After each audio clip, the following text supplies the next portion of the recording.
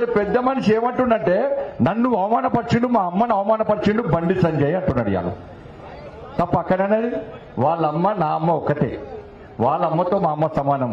వాళ్ళ అమ్మ అంటే ఎంత ప్రేమ గౌరవం అభిమానమో మా అమ్మ అంటే కూడా నాకు ప్రేమ అభిమాన గౌరవం. వాళ్ళమ్మ మా అమ్మ ఇద్దరు సమానమే. అట్లా అవమానపరిచేటువంటి వ్యాఖ్యలు వాళ్ళకి వస్తే సంస్కార హీనులు వాళ్ళు. నాకు సంస్కారం అడ్డం వస్తుంది. నా పార్టీ నాకు సంస్కారం నేర్పింది. మా మోడీ గారు నాకు సంస్కారం నేర్పాడు.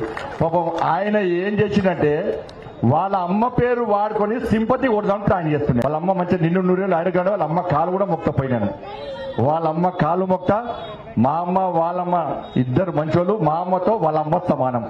వాళ్ళ అమ్మను అవమానపరిస్తే ఎట్టి బస్సులో ఎవ్వరిని క్షమించం. వాళ్ళ అమ్మ చాలా మంచిది. ఇంకా 100 ఏళ్ళు పాప అన్న తల్లి చాలా నిండు నూరేళ్ళు ఆయుర ఆరోగ్యాలతో ఉండాలి. వాళ్ళ నాన్న పైన స్వర్గం నుండి బాధపడతాడు. నా భార్య పేరు చెప్పుకొని వాళ్ళ అమ్మ పేరు చెప్పుకొని ఇట్లా రాజకీయం చేస్తాడా అని చెప్పి పైన వాళ్ళ నాన్న ఎంత బాధపడుతుండో ఏమో అన్న. ఏదో ఇలా భూతత్వంలో చూపట్టి మేము ఏమనకున్నా మళ్ళా చెప్తున్నా, అందరూ తల్లులు కూడా నా తల్లితో సమానం. అందరు తల్లులు కూడా నా తల్లితో సమానం. వాళ్ళ తల్లిని అవమానించినట్టయితే నేను నా తల్లిని కూడా అవమానించినట్టే.